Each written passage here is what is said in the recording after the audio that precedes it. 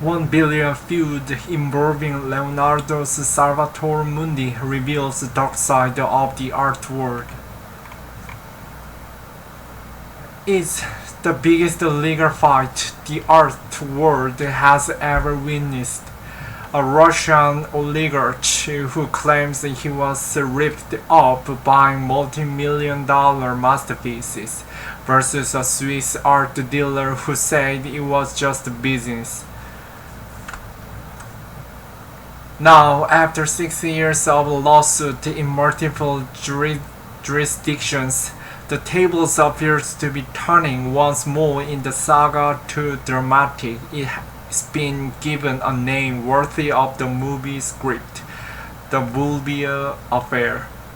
Russia fertilizer tycoon Dmitry Libolovyev has pursued the Swiss art dealer and the free-food shortage magnate Yef Burbir around the world for years in various courts, claiming to have been swindled out of $1 billion on 38 exorbitantly priced artworks sold to him by Bouvier over the course of the decade. But in a new twist, Bouvier has told CNN he is preparing his own billion-dollar damage countersuit against Libolovyev after taking legal action in Singapore in February, alleging a long-running court battle with Libolovyev has ruined his businesses and reputation. The cases so far have kept an army of lawyers and reputation managers employed on either side, as one allegation against another is revived by each party, including claims of intimidation and political intrigue. Fittingly, the tortuous imbroglio also involves some of the most priceless and controversial pieces of art, including the 2013 purchase of what is now the world's most expensive and enigmatic painting, the Salvator Mundi, thought by some to be the art of Leonardo da Vinci, despite years of debate over its authenticity, a work on which Bouvier made a markup of more than 50%. The Salvator Mundi, on display at a press preview at Christie's in New York in 2017, credited Denise Bantien Sipa. Long believed by others to be a copy or work of Leonardo's studio, the Salvator Mundi was purchased in 2005 by a consortium of speculative art dealers for under $10,000. 8 years later, after the painting had been restored and declared the arc of the Renaissance master, Bouvier bought it for $80 million after enlisting the help of the poker player to beat down the price. The dealer swiftly sold it on for $127.5 million to his then client, Liborovlev, via the pair's offshore vehicles, according to an invoice referred to in court papers, and taking a 1% commission. And while the oligarch later auctioned off the painting for an astonishing $450 million in 2017 to a secret buyer now widely believed to be a Saudi Arabia's Crown Prince Mohammed bin Salman. He nonetheless alleges that Bouvier defrauded him, a claim Bouvier denies. Salvator declines to be interviewed for this story, but a spokesperson for Dmitry Salvator's family in titles told CNN, "These matters are being fought in the court where we expected to prove what happened and that Bouvier's fanciful story is false. For now, what is the most notable is what Bouvier does not dispute. As an art advisor, he pretended to help his clients assemble an art collection at a cost of $2 billion while secretly reaping half of that price for himself." What is a Freeport? None. Freeport, a high-security, tax-efficient warehouse complex, is used to store valuable goods. Items held in Freeport are exempt from the usual customs rules. Thus are not subjected to taxes and duties. This makes them ideal for art dealers and collectors looking to transport, store, and view artworks in private without paying customs. The world's most prominent free ports are in traditional banking hubs and tax havens like Singapore and Luxembourg. The largest, however, is in Geneva, where, according to a New York Times, 1.2 million artwork, including 1,000 Picassos, are reportedly kept in storage, alongside gold bars and millions of bottles of wine.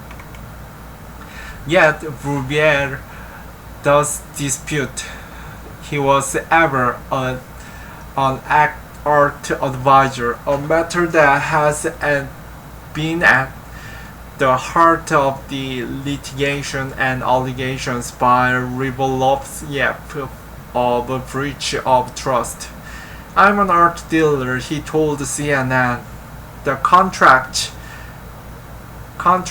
prepared by Ribolovlev's lawyers and all my invoices explicitly describe me as the seller.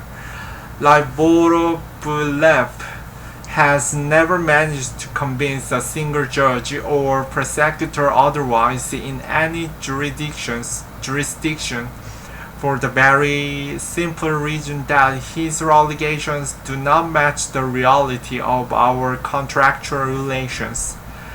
The saga of the legal battle encompasses many of the problems regulators have identified with the soaring global art market.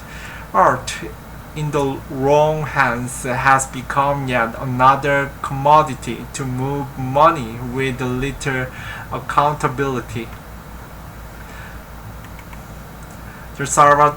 Salvator Mundi, meanwhile, hasn't been seen since the record-breaking sale, but it has been back in the headlines after a French documentary claims in April that the painting had been at the center of diplomatic spat between Paris and Riyadh, amid the doubts over its authenticity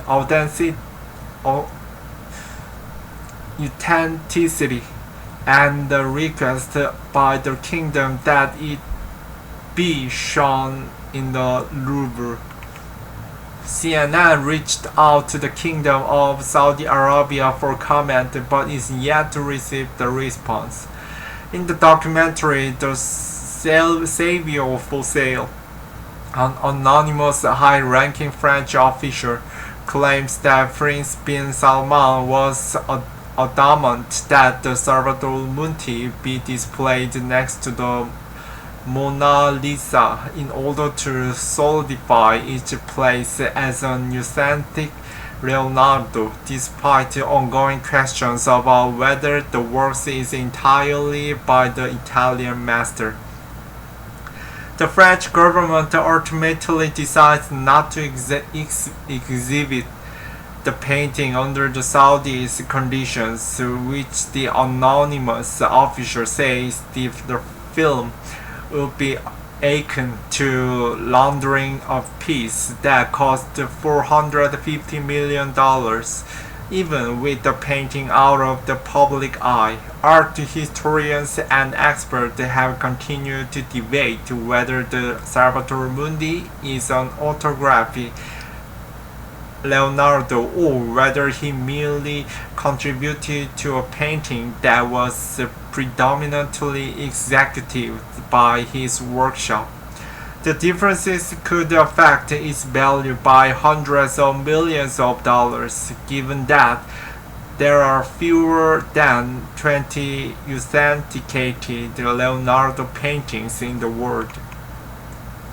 2005, the Salvator Mundi that not attributed to the Leonardo da Vinci is bought on auction by a consortium of art dealers for less than $10,000. 2006, art conversation expert Jae-In Modestini begins restoring the painting. After convening a group of experts to access the restored painting, the UK's National Gallery unveils it as a work by Leonardo. 2013, art dealer Yves Bruviers buys the Salvator Mundi for $80 million and swiftly sells it on to Russian oligarch Dmitry Livoroviev for $127.5 million. 2015, Livoroviev accused Bouvier of swindling him out of almost $1 billion of over 40 major art deals, including for the Salvator Mundi, paving the way for a lawsuit, some of which are ongoing in a number of different countries.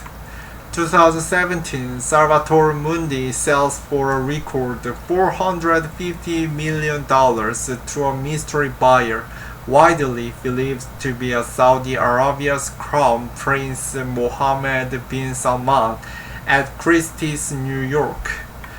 2018, a planned unveiling of the Salvator Mundi at the Louvre Abu Dhabi is postponed without explanation. 2021, a document claims the Louvre in Paris declines to display the painting in its 2019 exhibition of Leonardo's works after Mohammed bin Salman insisted it be shown next to the Mona Lisa. A true Leonardo. It seems that even those seeking to profit from the painting had doubts about its authenticity. Emails shared with CNN by Bouvier appear to show communication between Bouvier and the representative of Livoroviev, in which the dealer advised his client in 2013 that the work was the thing of beauty but not a good investment. It was so heavily restored, the dealer wrote, that experts doubted the work was entirely completed by Leonardo himself, and neither the Vatican nor any major world museum had expressed interest in acquiring it. Christie's employees take a bid for Leonardo da Vinci Salvator Mundi at the Christie's auction in New York in November 2017. The hands are the best preserved bit, read Bouvier's email dated March 22nd, 2013, while the rest of it has largely been restored. In another email, Bouvier writes that any buyer who acquires this painting that no one wants at too high a price will be seen as a pigeon and become the laughing stock of the market and will lose credibility, given the very low original proportion that appears to have been painted by the hands of Leonardo himself. Bouvier nonetheless arranged to borrow the Salvator Mundi with a $63 million deposit, he said, from Sotheby's. He claims he then arranged for it to be delivered to the Russian's penthouse in Manhattan in a black document holder. Anthony Bitkine,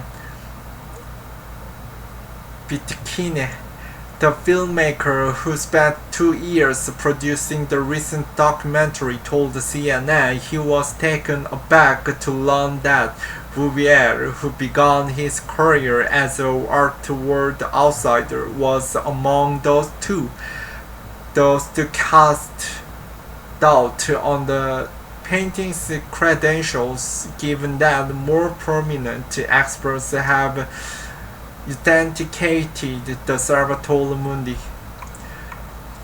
That's extraordinary, Bitikine said, adding that he thinks some prominent art historians who have risked their reputation on the Salvator Mundi are more lax than they would normally be when it comes to weighing in on a rediscovered painting.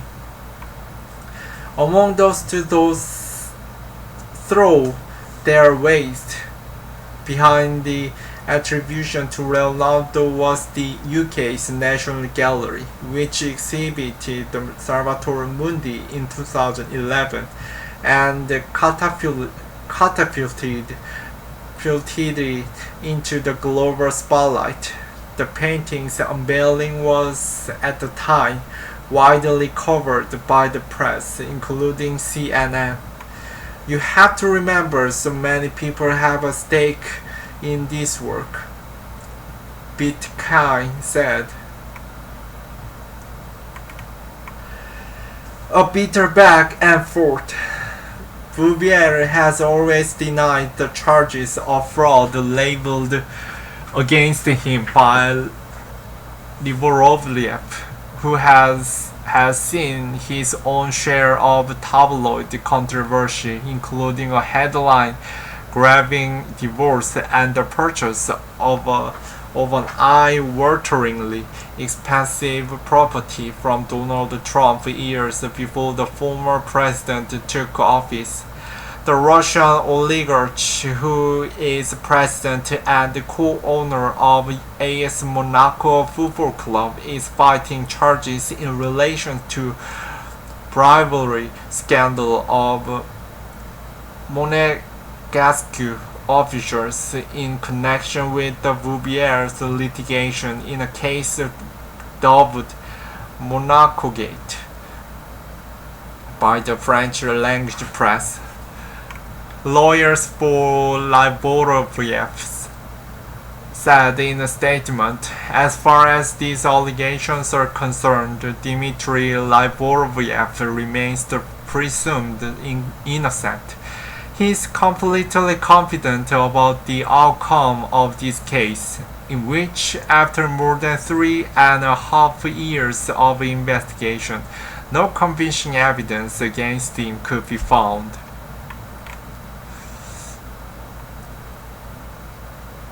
Yves Bouvier.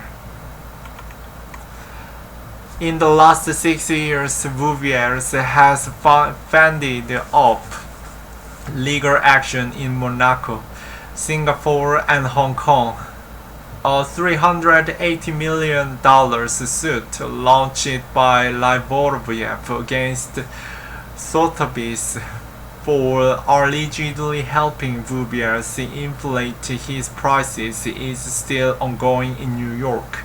That investigation sprang back into the public domain on May 7th when Liboriev's legal team amended their complaint for the first time in 2 years to include the sale of the Henri de Toulouse-Lautrec painting on behalf of Livoriev by Sotheby's via Bouvier, claiming it was hard to recoup the price paid on the work because of its inflated value. Livoriev also claims in the amended complaint he was not paid the $9.5 million the auction house owed him over the sale. Sotheby's is contesting the claim. The onslaught of litigation has, according to Bouvier, turned his life upside down. I used to be an entrepreneur, someone with many businesses and a family firm built up over 50 years, he told CNN. Since all this started, all I have done is spent my time defending myself in court and many reputation in the press, said Bouvier, who admits he made $40 million by flipping the Salvator Mundi in 2 days. Text messages presented the French documentary, not independently confirmed by CNN, appear to show Bouvier claiming to Liboriev's eyes that he couldn't secure him a better price than the amount the Russian eventually paid. That's a very good deal for my company. I'm not going to complain, said Bouvier when asked about the large difference. You have to understand what this was like, said Bouvier. I was blacklisted by the auction houses. The banks wouldn't extend the credit to me, and I had to start selling off the assets to keep my staff and my businesses. Dmitry Livoriev. Bouvier claims he has been spied upon and followed by various individuals he does not know. Via a representative of his own, he shared with CNN an 81-page private investigation he appears to have shared with prosecutors in Geneva, codenamed Bulldog, which he had commissioned from a Swiss secretary firm named 4CTM. Beyond concluding he had been tailed by a group of men the firm believes to be British as part of a very big budget operation, the report was not able to further identify the people allegedly tailing Bouvier. Asked by CNN about the alleged surveillance, Liboriev's representative had no comment. CNN reached out to 4CTM secretary for comment on their report, but is yet to receive the response. Exploiting the artwork's opacity. The author and filmmaker Ben Lewis, whose 2019 book The Last Leonardo details the drama surrounding the Salvator Mundi, the public fight between Bouvier and Livoriev ripped the veil on the art market's ugly side. The Bouvier affair is a classic example of what can go wrong in the secretive, opaque, and in inverted commas, discrete art market, said Louis during an interview with CNN in London, who noted that the part of the art world has developed a local reputation for its way of doing business.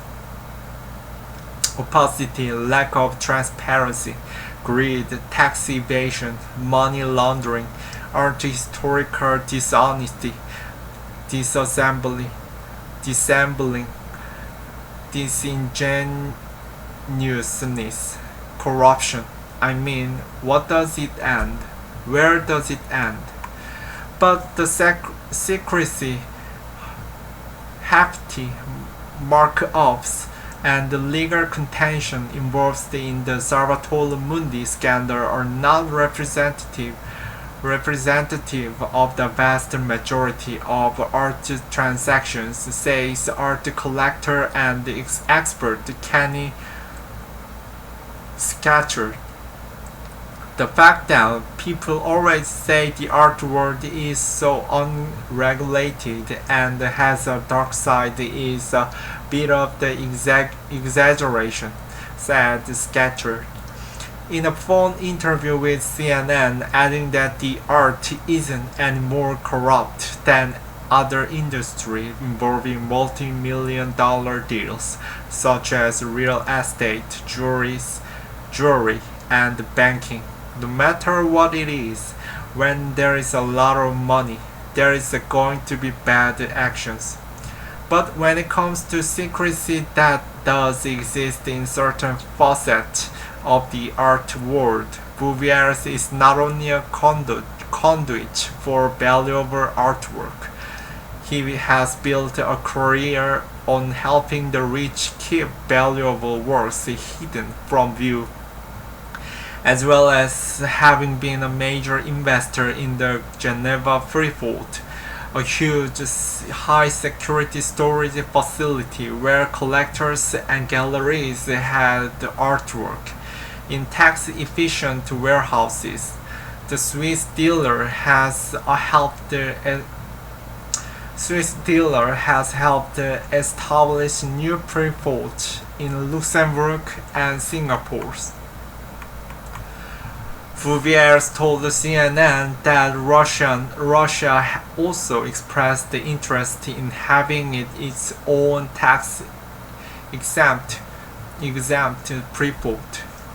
In 2016, a year into his legal woes, Bouvier said he was approached by Yuri Trutnev, Russia's deputy prime minister and a personal friend of Livoriev, with a proposal to help build one in Vladivostok at the behest of President Vladimir Putin.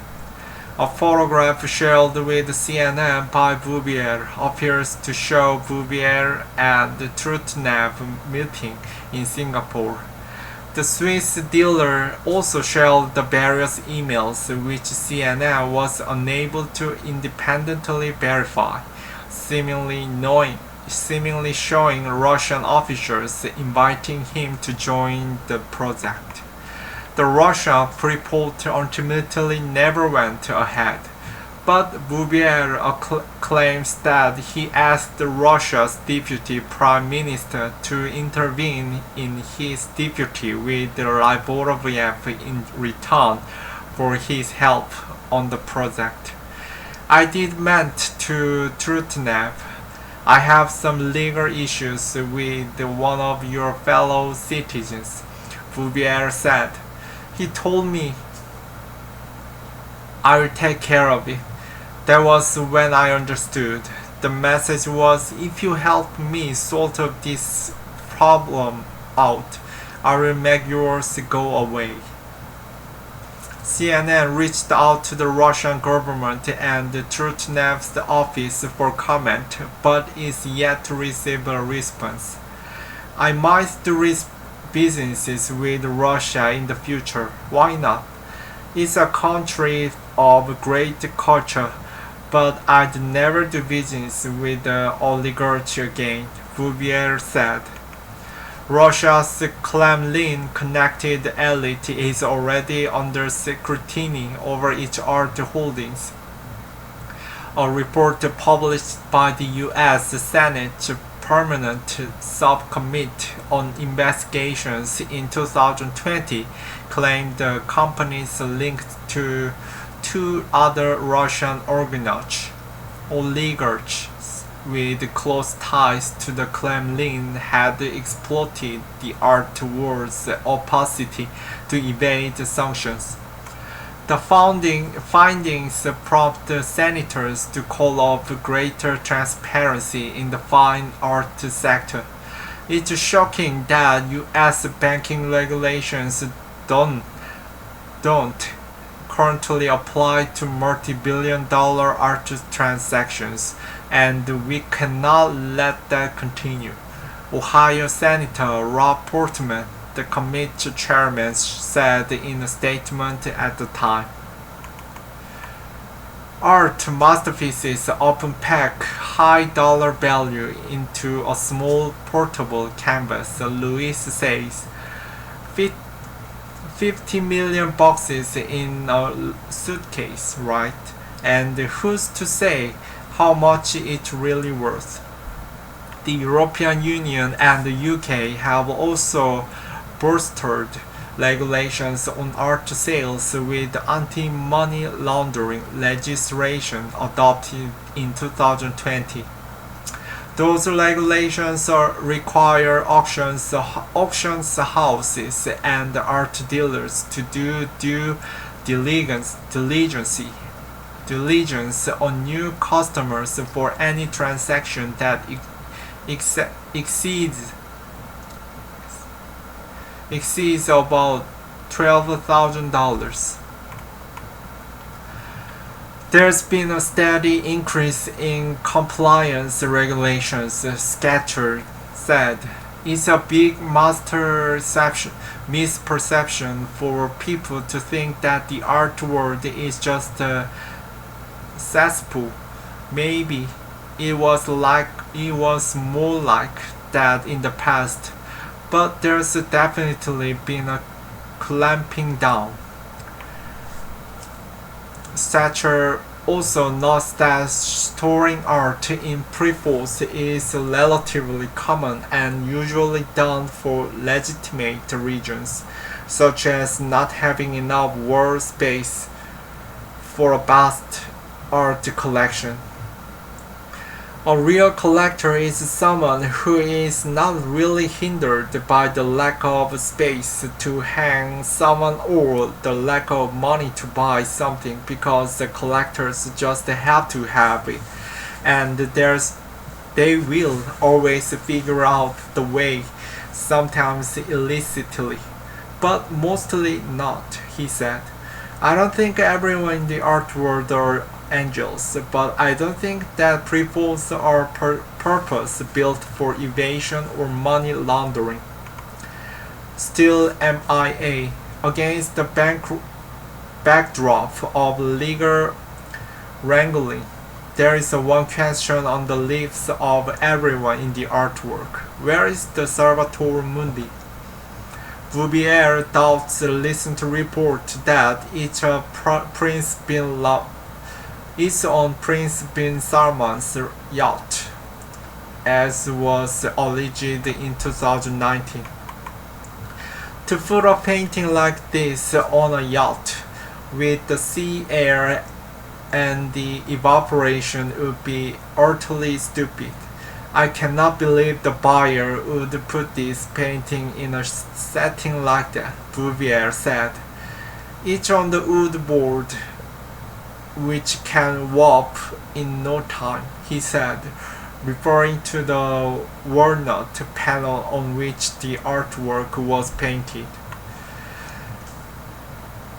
Bitcoin speculates that it might be that we see it one day in the Louvre, Abu Dhabi. Who knows?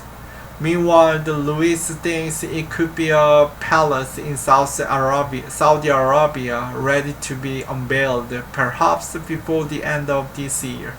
As part part of the kingdom's drive to brand itself as a hub for art and culture. The important thing about the art market is that behind the most beautiful object often lie the ugliest of motives, he said. Salvator Mundi means savior of the world, and in a way, the painting is now not so much savior of the world as the savior of Saudi Arabia.